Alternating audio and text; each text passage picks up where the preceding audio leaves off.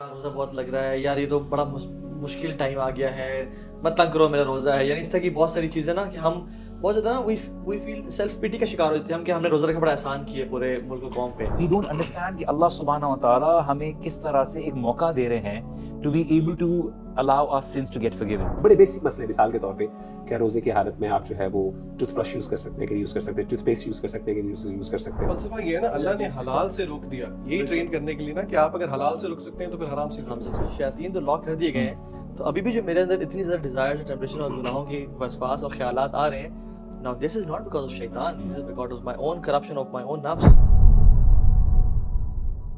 बिस्मिल्लाहिर्रहमानिर्रहीम। आज बड़ी डिस्पैरिटी है हमारी ड्रेसिंग में, कुछ लोग बड़े फॉर्मल, कुछ लोग कैजुअल, कुछ लोग सेमी कैजुअल। क्या इवेंट था शेख आज? तो बस आज हम आपकी खिदमत में हाजिर हुए थे अल्लाह अल्लाह। और अल्हम्दुलिल्लाह बड़ा it was a nice get together अल्हम्दुलिल्लाह, एंड स्पेशली वजी भाई से बड़ी देर बाद मुलाकात हुई वजी भी इज लुकिंग लाइक अ दूल्हा माशाल्लाह। माशाल्लाह। अल्हम्दुलिल्लाह that's like on every every day is like basis. That. हाँ, माशाल्लाह। हर दिन खूबसूरत लगना चाहिए इंसान को। अल्हम्दुलिल्लाह। सो एक्साइटमेंट फील हो रही है रमजान की मिठाई? सुभान अल्लाह वल्लाह। यार I am desperately waiting for Ramzan. है ना? इट्स लाइक रमज़ान के लिए एक एक इसलिए इंतज़ार होता है कि आपको खुद फील होता है कि you need a restart, you need to detox, आपको रिफ्रेश होना। That routine itself allows you to get attach with the Quran और आपको एक अलग माहौल मिलता है। दिखाने के हालांकि रमजान में हम रोजे भी रखे होते हैं, तरावी भी पढ़नी होती है, बाकी अपने काम काज भी होते हैं, लेकिन एक अजीब सी एनर्जी इंसान में आ जाती है जो कि बाकी सीजन्स में नहीं होती। फोकस इन द प्रेयर्स, एक डिफरेंट फोकस हो जाता है प्रेयर्स के अंदर। That's what I am looking forward to. Maybe as a mentally आप एकदम शिफ्ट होता है कि आप बोलते हो चलो यार रमज़ान आ रहा है, I need to be able to focus more in prayers. बाकी क्वालिटी ऑफ प्रेयर्स अल्हम्दुलिल्लाह इंप्रूव होती हैं and your entire routine looks like it's full of बरका अल्हम्दुलिल्लाह। देयर सो मच बरकत in the atmosphere as well कि मस्जिदें भरने शुरू हो जाती हैं और सब कुछ। यार ऐसे कि मैं ना सोचता हूँ कि इमेजिन एक गेस्ट आपके घर हर साल एक दफ़ा आता हूँ, ठीक है, और वो आके आपके घर का सारा कूड़ा साफ़ कर जाए, जो स्ट्रक्चरल डैमेजेस वो रिपेयर कर जाए, जो आपकी लीकेजेस हैं उनको ठीक कर जाए, रेनोवेशन कर जाए और आपके घर को बिल्कुल टॉप नॉच किस्म का बना के चला जाए और आपको उसकी खिदमत का मौका ना मिल सके। विल फील रिग्रेटफुल यार, इतना प्यार करता है, इतना काम करके चले जाता है। लाइक वाइज रमज़ान कि वो साल में एक दफ़ा आता है, हमारे गुनाहों को बिल्कुल धो के चले जाता है, जो दिलों में दाग होते हैं उनको साफ़ कर जाता है, जन्नतों के वादे करवा के चला जाता है, जहन्नम से लोगों को आज़ाद करके चला जाता है, but still we don't respect this guest. अजीब है ना? So what do you think Pakistani और मुसलमान जनरली जो हैं सब कॉन्टिनेंट के और बाकी जो बाहर भी रह रहे हैं, क्या गलती क्या होती है? क्योंकि गलतियाँ जानना, नॉट टू डूज़ या अनइम्पोर्टेंट चीज़ों को जानना ज़्यादा ज़रूरी है बजाय के आजकल के वो दौर है इसमें टू डूज़ जानने से बेहतर है मतलब नॉट टू डूज़ जाने कि मुझे क्या नहीं करना इन ऑर्डर कि मुझे क्या सेट करना है। सो क्या क्या गलती है जो हम लोग इस रमज़ान को वेलकम करने में, इसकी प्रेपरेशन में और इसके स्टार्ट होने में कर रहे होते हैं? What do you think? अच्छा, इसमें अखी मेरी जो अंडरस्टैंडिंग है वो ये है कि रमज़ान मुबारक के हवाले से पहली तो ये है कि रमज़ान मुबारक is not an easy task, यानी इन अ सेंस कि लोग समझते हैं कि शायद रमज़ान मुबारक जो है इफ़ यू वेलकमिंग इट और it's going to be very easy for us, it's not like that. Definitely इसमें मुश्किलात हैं, चैलेंजेस हैं, और ख़ास तौर पे अभी तो रमज़ान आखिरकार अभी भी गर्मियों में ही किसी न किसी सूरत में आ रहा है, तो उसके लिए रोज़े हैं, ज़ाहिर है उस पर एक थकावट भी है और उसमें सारी चीज़ें इंक्लूडेड है। और मैं समझता हूँ कि even though we are excited about it because spiritually आपको बहुत ज़्यादा उसकी अपलिफ्टमेंट होती है, लेकिन at the same time to be very honest बंदा थक जाता है, ख़ासतौर पे आखिरी रमज़ान तक जब बंदा पहुँचता है तो उस बंदा एक किस्म का एग्जॉस्ट हो जाता है, नहीं कंटिन्यू कर पा रहा होता है, या फिर बंदा जिस ज़ील के साथ स्टार्ट करता है एंड नहीं कर पाता। तो मैं समझता हूँ कि रमज़ान मुबारक इज़ डिमांडिंग, लेकिन डिमांडिंग यानी मुश्किल है और उसका खौफ भी है। मैंने देखा है लोग थोड़ा सा ना डरते भी हैं कि रमज़ान आएगा, पानी रोज़े रखने पड़ेंगे और गर्मी है उसे कैसे मैनेज करेंगे। उसकी वजह से आप देखें कि पूरे सोसाइटी के अंदर बाकायदा रिलैक्सेशंस भी दी जाती है कि जी चलो जल्दी छुट्टी हो जाए, भाई घर में सो, आराम करो, छुट्टियाँ करो, ज़्यादातर ऑफ ले लो, तो बाहर ना निकलो, काम ना करो, अवॉइड करो, मतलब ज़्यादातर एक्टिविटीज़ को रोका जाता है। मकसद क्या है कि किसी तरीके से अपनी एनर्जी को प्रिजर्व किया जाए और वो मुश्किल वक्त किसी तरीके से गुजारा जाए रोज़े का। मैं समझता हूँ कि ये जो है इसको एम्ब्रेस करना चाहिए, क्योंकि रमज़ान का असल मकसद ही हमें ये मुश्किल में और इस तकलीफ़ में डालना है। क्योंकि एक बंदा अगर फॉर एग्ज़ाम्पल रोज़ा रखता है और वो रोज़ा रखते हुए सो जाता है, फॉर एग्ज़ाम्पल पूरा दिन गुजार लेता है, और वो उस टाइम उठता है जब इफ्तारी का टाइम आता है, बेशक दरमियान में नमाज के लिए उठता हो, पूरी रात जागता हो, तो जो असल रोज़े का मकसद है, जो गर्मी और जो प्यास, जो थकावट और जो बार बार चाहत पाने की और अपनी ख्वाहिशात पर कंट्रोल, अपने नफ्स को कंट्रोल करना, उसका कोई, it's meaningless in that way, उसका कोई फ़ायदा ही नहीं हुआ। तो मैं समझता हूँ कि ड्यूरिंग रमज़ान आपको नॉर्मल एक्टिविटीज़ करनी चाहिए, आपको थकना चाहिए, आपको नॉर्मल काम करने चाहिए, ताकि आपको बाकायदा फील हो उसकी अहमियत का, यानी जो एक्चुअली द मेन पर्पस है ना रोज़े का, वो हासिल हो। तो मैंने देखा कि लोग जो है ना डरते हैं इससे, and that is they looking for the ease के किसी तरीके से, क्योंकि we are living in the age of convenience. सीधी सी बात है, हर चीज़ की कोई ना कोई ईज, एसी तुन के लगाओ, ये सारा कुछ। तो I think this is one of the things that we need to actually use such words कि यार रोज़ा बहुत लग रहा है, यार ये तो बड़ा मुश्किल टाइम आ गया है, मत तंग करो मेरा रोज़ा है, यानी इस तरह की बहुत सारी चीज़ें ना कि हम बहुत ज़्यादा ना वी फील सेल्फ पिटी का शिकार होते हैं हम कि हमने रोज़ा रखा बड़ा एहसान किया पूरे मुल्क और कौम पे। आई थिंक उसको एम्ब्रेस जैसा कहना चाहिए कि you should love that uncomfortability and accept it and make sure इस नीयत से दाखिल हो कि मुझे अपने आप को अनकंफर्टेबल बनाना है। क्या ख्याल है? अच्छा देखिए, सबसे पहले तो आप किसी चीज़ की अहमियत और वैल्यू को समझते हैं। आई थिंक हमें सबसे ज़्यादा जो रमज़ान की अहमियत और वैल्यू को समझने की ज़रूरत है, तो ऑटोमेटिकली आपके लिए कोई बर्डन नहीं रहेगा। अगर आप सूरह ताहा में देखें तो अबू जहल और इस तरह के जो कुफ़ार थे, ये रसूलुल्लाह सल्लल्लाहु अलैहि वसल्लम का मजाक उड़ाते थे, क्योंकि रसूलुल्लाह सल्लल्लाहु अलैहि वसल्लम रात को लंबे लंबे क़याम करते। तो उन्होंने बोला ये तो आपके लिए मुशक्क़त बन गया है, जबकि उनके लिए मुशक्क़त था, लेकिन रसूलुल्लाह सल्लल्लाहु अलैहि वसल्लम के लिए वो इबादत में एक मोहब्बत थी कि उनके लिए क़याम एक शर्फ था। हमारे लिए Ramzan is like the brothers of Yusuf अलैहिस्सलाम। रमज़ान इज़ लाइक यूसुफ अलैहिस्सलाम की तरह, is like one of the most beautiful month. और हमें जब ये दिया गया है तो हम, जैसे अल्लाह सुब्हानहू व तआला सूरह यूसुफ में कहते हैं ना कि जो कैरवान वाले थे उन्होंने बड़े सस्ते दाम लगाया यूसुफ अलैहिस्सलाम, उनकी वैल्यू कुछ और थी। तो हम भी रमज़ान की बड़ी सस्ती वैल्यू लगा देते हैं। हम बोलते हैं इबादत for the sake of ritual हो रहा होता है, आदतन इबादत होती है। वी डोंट अंडरस्टैंड कि अल्लाह सुब्हानहू व तआला हमें किस तरह से एक मौका दे रहे हैं to be able to allow our sins to get forgiven, कि हमें हमारे गुनाह माफ़ हो जाएं। हमारे कितने लोग होते हैं रमज़ान की एक्सक्यूज़ में ताल्लुकात बेहतर हो जाते हैं, कितने लोग होते हैं जिनकी रूटीन ना चाहते हुए दुरुस्त हो जाती है बिकॉज ऑफ द फैक्ट कि वो घर जल्दी पहुंच जाते हैं, बिकॉज लोग जो है अपनी पूरी एक इन्वायरमेंट होती है। तो वी नीड टू अंडरस्टैंड कि this month is full of बरका, और अल्लाह ताला की तरफ से कितना बड़ा गिफ्ट है, कितनी बड़ी अपॉर्चुनिटी है, और इस अपॉर्चुनिटी को अवेल किया जाए, इस अपॉर्चुनिटी की अहमियत को समझा जाए। और जब तक अहमियत को नहीं समझेंगे, आपकी ज़िंदगी में उस चीज़ को वैल्यू करना और उसको वाकई में अपनी ज़िंदगी में अप्लाई करना, उसके लिए कोशिशें करना ऑटोमेटिकली पॉसिबल नहीं होगा। और मैं तो एक हदीस पढ़ा था जिसमें रमज़ान की हर रात को, जैसे रमज़ान दाखिल होता है ना, अनाउंसमेंट करने वाले एंजल्स अनाउंसमेंट्स करते हैं, या बाग़ियल खैर अक़बिल, ए खैर को चाहने और पाने वाले और एफर्ट कर, और भाग दौड़ कर, कोशिश कर, वया बाग़ियल शर अक्सर, ए शर को पाने वाले अब तो रुक जा, अब तो जहन्नम के दरवाजे बंद हो गए हैं, अब तो जन्नतें खुल गए हैं, अल्लाह ताला रात के आखिरी तीसरे हिस्से में पहले हेवन पे आ जाते हैं, और अब तो ये बख्शिशों का महीना है, तो अब तो रुक जा। So the point is just exactly कि some people are Ramzani Muslims, कि रमज़ान इबादत की, रमज़ान में मस्जिदों में आ गए, और रमज़ान ईद के दिन पे अस्सलाम वालेकुम रहमतुल्लाह जी, अगले साल आपसे मुलाकात होगी। We should never be like that, कि जिसमें हम रमज़ान में तो मस्जिद ताल्लुक़ डेवलप कर लें, या कुरान को रमज़ान तो पढ़ लें, और ये एम करें कि मुझे रमज़ान में कुरान ख़त्म करना है, या दो दफ़ा कुरान ख़त्म करते हैं लोग, बट उसके बाद साल में किसी भी टाइम कुरान को खोल के नहीं देखा। डेफिनेटली रमज़ान एक डिटॉक्स है, एक बूस्ट है, एक कैटलिस्ट है, आपके ईमान को ताज़ा करता है, बट रमज़ान का एम होना चाहिए कि गुनाहों को सारा माफ़ करवा के अगले 11 साल इतनी एनर्जी और इतनी स्पिरिचुअलिटी इंसान गेन कर ले कि उसको चला सके इंशाल्लाह। असल में यहाँ पे ना हमें उन लोगों को थोड़ा बेनिफिट ऑफ डाउट देना चाहिए जो कि जिस तरह आप कह रहे हैं कि वो इस तरह नहीं करते। आप अपने आप से पूछें, मैं अपने आप से पूछूं, बाकी भी अपने आप से पूछें, जब हम दीन को प्रैक्टिस नहीं करते थे तो क्या वजह थी। आई एम श्योर कि आप एग्री करेंगे कि शायद आज से 10-15 साल पहले आपका रमज़ान उतना मीनिंगफुल नहीं था जितना अब है। अगर आप थोड़ा सा मैक्रो लेवल पे चीज़ों को देखें, यहाँ पे थोड़ा सा हमें, जिसे हम कहेंगे ना, हम थोड़ा सा एम्पैथाइज करते हैं, let's take a step back. थोड़ा सा लोगों को ये एहसास करवाने की ज़रूरत है कि रमज़ान के रोज़े हमारी ज़रूरत है, जिस तरह की हर इबादत हमारी ज़रूरत है, ना कि हम अल्लाह ताला पे एहसान करें जो कि तौहीद की जान है। और इसके साथ ही अगर हम वो अहदीस भी ज़हन में रखें जिसमें कि नबी करीम सल्लल्लाहु अलैहि वसल्लम ने फरमाया कि अल्लाह ने फरमाया, हदीस कुदसी है, कि कोई भी अमल उतना अल्लाह के करीब नहीं करता जितना कि कोई फ़र्ज़ अमल करता है। आम तौर पे अगर आप लोगों से पूछें ना कि आपने अल्लाह के करीब होना है, तो आपको तरह तरह के वॉलंटरी एक्ट्स बताएंगे, लेकिन हम ये ज़ाविया भूल जाते हैं। इसीलिए इमाम इब्न क़य्यिम ने बहुत अच्छी मिसाल दी रहमहुल्लाह। उन्होंने कहा कि जुमा एक मुसलमान के हफ्ते का बैलेंस है, रमज़ान एक मुसलमान के साल का बैलेंस है, और हज ज़िंदगी का बैलेंस है।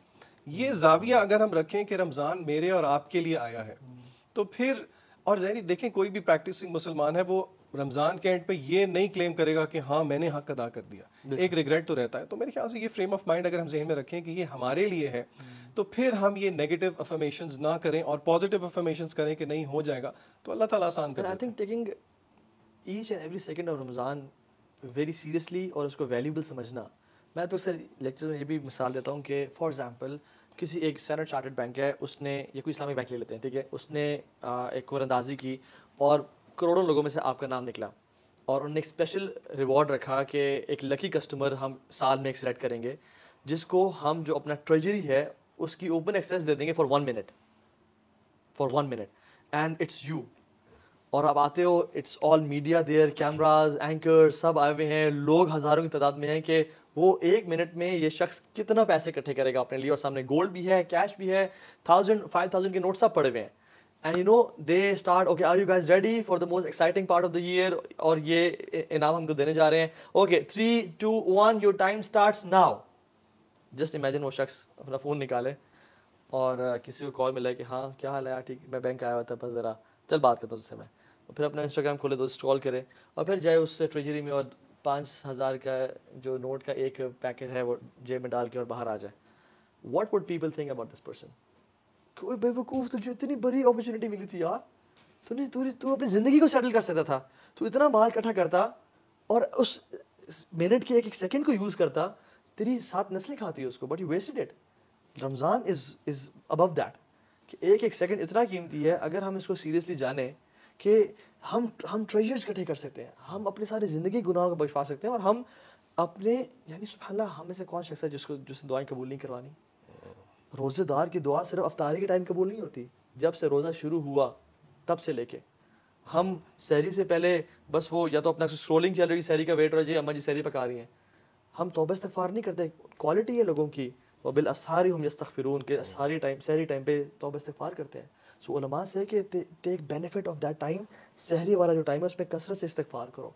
So again I think value इसमें ना तहा भाई मेरी एक और चीज़ मैं ऐड करूँगा कि प्राइमरीली मैं ये समझता हूँ कि उस बंदे को सबसे ज़्यादा रमज़ान की अहमियत का अंदाज़ा होता है जिसमें बंदा मुहासबा नफ्स की जिसको आदत हो। असल में जैसे मैंने पहले भी अर्ज़ किया कि रमज़ान मुश्किल भी है, डिफ़िकल्ट चैलेंजिंग भी है डेफिनेटली, लेकिन वो डिफ़िकल्टी इंसान को बिल्कुल नहीं फ़ील होती जब इंसान को एहसास हो या निदामत हो या गिल्ट हो और वो वाकई रमज़ान को एज एन अपॉर्चुनिटी के तौर पे उसका वेट कर रहा हूँ, इंतज़ार कर रहा हूँ। ये ऐसे ही है फॉर एग्ज़ाम्पल कि एक बंदा है फॉर एग्ज़ाम्पल, अल्लाह ना करे वो किसी बीमारी का शिकार है, तो उसको अगर कुछ एक्सरसाइजेस करनी पड़ती हैं या कुछ मेडिसिन लेनी पड़ती हैं, तो बाज़ औक़ात वो यानी इस टाइम ये परवाह नहीं करता कि मैं हॉस्पिटल में जाऊंगा, वहाँ पे जाके मेरे से ट्रीटमेंट होगा, मुझे कट्स लगेंगे, मुझे वो होगी, पेन होगी। उसके नज़दीक ये बहुत छोटी चीज़ें होती हैं क्योंकि एक बड़ा पर्पस उसके सामने वो होता है। And in the same manner अगर हम देखें कि मैं देखता हूँ कि जिस बंदे को जिसने गुनाह किए पूरे 11 महीने और वो बेचारा अब तरस रहा है कि इस्तिग़फ़ार के लिए कि अल्लाह मुझे किसी तरीके से, और वो मुहासबा, और ये कभी हो सकता है जब इंसान को एहसास हो, जब उसको एक रियलाइजेशन हो कि मैंने कुछ बुरा किया है। अगर वो बुराई की उसको एहसास नहीं है ना ब्रो, तो वो तो फिर वो उसके नज़दीक तो ये बोझ ही बोझ है।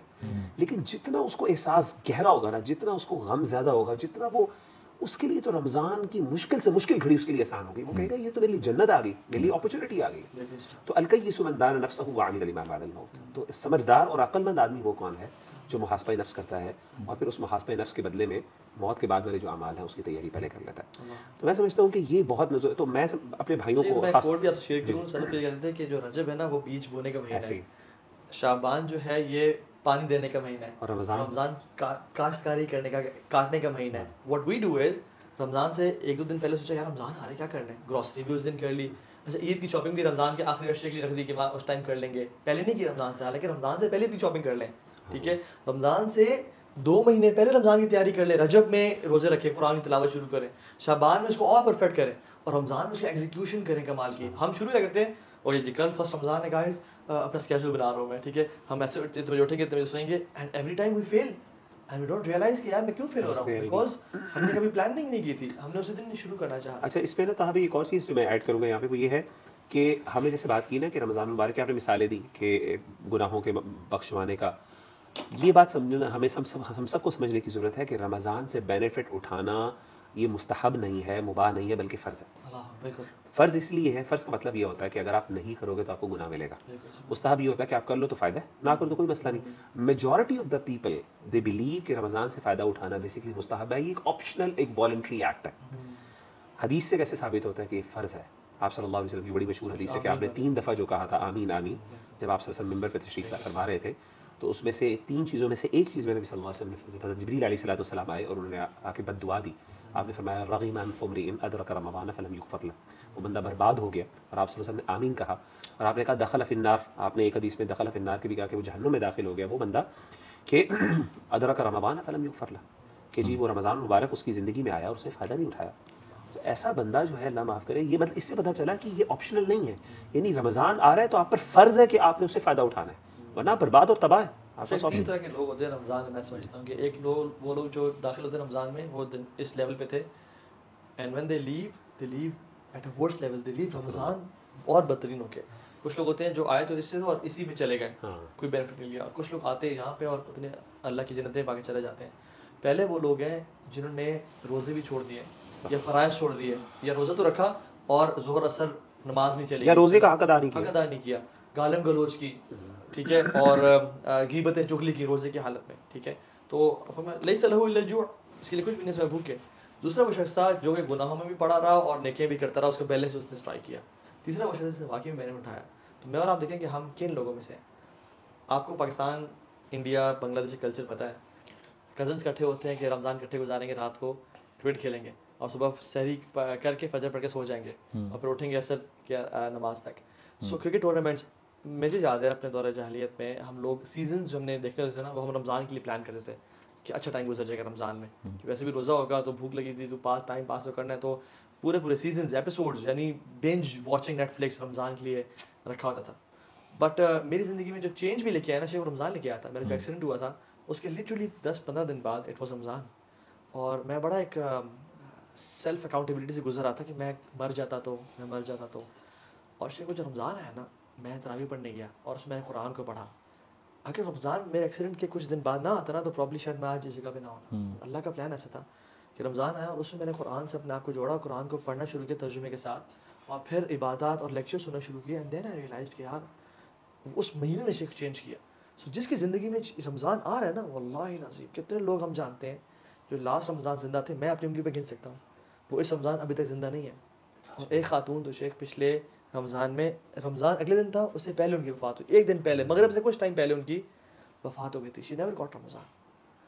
और तलहा बिन उबैदुल्लाह ने जो ख्वाब देखा ना कि 2 सहाबी थे, एक बड़ा एफर्ट करते थे, एक बस ठीक थे, बट जो ठीक थे उनकी 1 साल बाद डेथ हुई, और जो एफर्ट थे उनकी शहादत हुई। 1 साल का उनको जो मौका 1 मिला, साल का रोज़े मौका रखे। मिला। तो तलहा बिन उबैदुल्लाह ने देखा ख्वाब में कि वो पहले जा रहे हैं, जो आम फौत हुए हैं, जो शहीद हैं वो बाद में जा रहे हैं। कंफ्यूज होकर लगे, पास रसूल क्या चक्कर है? उन्होंने कहा तुमने रमज़ान काउंट नहीं किया। यानी ये बहुत बड़ी अपॉर्चुनिटी अल्लाह में एक और महीने दे रहा है। तो आई थिंक अगर हम प्रैक्टिकल टिप्स पे आए, जब भी आप शुरू करते हैं कि क्या करना चाहिए, यानी how to start, how to welcome Ramzan, और किस इंटेंशन से मैंने बात कर ली, लेकिन what to do in Ramzan.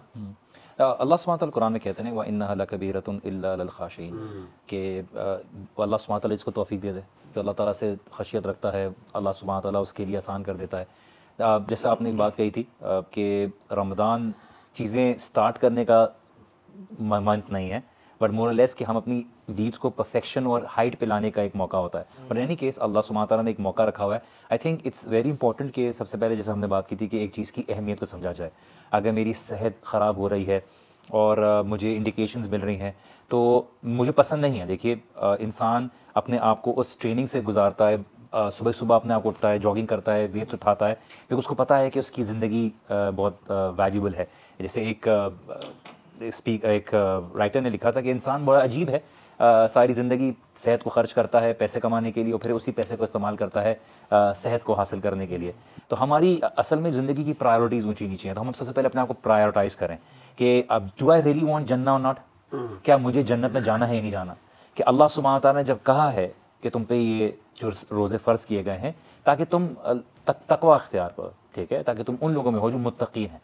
तो क्या मैं उन लोगों में होना चाहता हूँ? क्या मेरी ज़िंदगी में वाकई में इस बात का यकीन है कि मैं अल्लाह सुब्हानहू व तआला की उस आखिरत के अजर को अपनाना चाहता हूँ? जैसे अल्लाह के रसूल सल्लल्लाहु अलैहि वसल्लम ने फरमाया, जैसे अल्लाह सुब्हानहू व तआला फरमाते हैं कि हर अमल का एक अजर है, अल्लाह सुब्हानहू व तआला ख़ास तौर ये ना ये मेरे लिए है।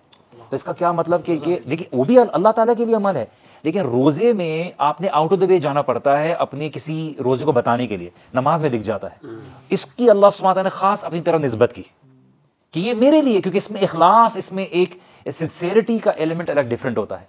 तो we need to understand that this is our time to show our love to Allah सुब्हानहू व तआला। अपनी रूटीन को देखिए, रिकग्नाइज कीजिए। सबसे पहले चीज़ भी एक्सेप्टेबिलिटी है, रिकग्निशन है कि क्या मेरी ज़िंदगी में जो हैबिट्स हैं, मुझे क्या चीज़ है जो डिस्टेंस कर रही है अल्लाह सुब्हानहू व तआला से।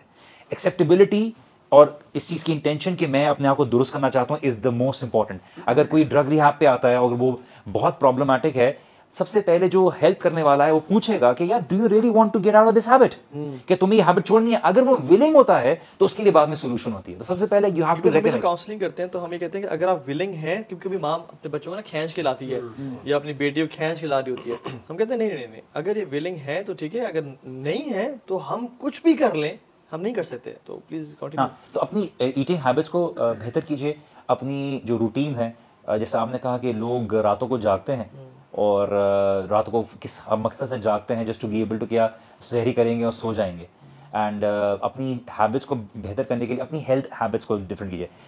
रमज़ान आपके लिए वो ईटिंग जो फेस्टिवल नहीं है, इट्स समथिंग कि आप अपने आप को, जैसे मिसाल के तौर पे एक शेख ने कहा था कि अगर कोई रमज़ान में भी बुराई नहीं छोड़ता, इसका मतलब है उसका नफ्स जो है ना, वो का शर जो है, नफ्स का शर शैतान की शर से ज़्यादा है उसके, क्योंकि अभी भी उसका शैतान उसको कवर नहीं करता। वो उसका नफ्स का शर इतना है कि रमज़ान में उसको शैतान जाने के बावजूद भी जो ना उसका नफ्स उसको शर से नहीं रोक रहा। देखना चाहिए कि शैतान तो लॉक कर दिए गए हैं, तो अभी भी जो मेरे अंदर इतनी ज़्यादा डिज़ायर्स और टेम्परेचर और गुनाहों की वसवास और ख्यालात आ रहे हैं, now this is not because of शैतान, this is because of my own corruption of my own नफ्स।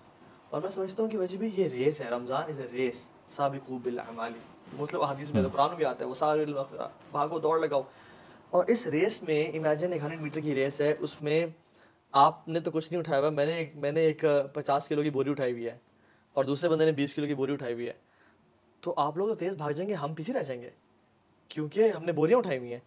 नाउ सिंस हैव बर्डन्स, अगर हम इन बर्डन्स को फेंक के रमज़ान में एंटर नहीं होंगे, तब तक हम रमज़ान की रेस में आगे जीत ही नहीं सकते। We need to make sure कि हम गुनाहों से तौबा करके रमज़ान में एंटर हों, ताकि सिंस एंड चेंज एंड शक्ल्स हमें नज़र नहीं आते, लेकिन वो कभी ऐसा होता है, कभी इंसान से गुनाह होना, उसकी फजर की बाजमात नमाज छूट जाती है। प्रैक्टिकल गोल्स हो। हम बहुत से लोग, मेजॉरिटी लोग क्या गलती करते हैं कि मैं पूरा कुरान ख़त्म करूँगा। कुरान ख़त्म करना आपका रमज़ान में मकसद नहीं है। आप ये बात बोलिए ठीक है कि what do I need to acquire out of it. मिसाल के तो आपने बोला कि मैं सूरतुल कहफ को पूरी तरह समझूंगा, उसकी इन डेप्थ अंडरस्टैंडिंग करूंगा, या मैं अपनी नमाज को इम्प्रूव करने के लिए 30वें पारे को मैं हिफ्ज़ करूंगा, अपनी नमाज में जो है नवाफिल का इजाफा करूंगा, मैं कुछ दुआएं सीखूंगा। Anything which you can carry even after Ramadan, some practical approach, practical goals कि मैंने ये कर लिया, अच्छा अगर मुझे करना है तो what am I going to get out of it, something which is going to change my heart. Because at the end of the day आपका अगर दिल नहीं बदलता, अगर आप रमज़ान में दाखिल होते हैं और आप बाहर निकलते हैं और आपका दिल में फ़र्क नहीं है, आपकी उस एनर्जी में फ़र्क नहीं है, आपको नेकी करने में मोटिवेशन नहीं होती, then you have not really acquired the very benefit out of. So अगर हम इसको सीक्वेंशियली बयान करें तो सबसे पहली चीज़ क्या होगी, यानी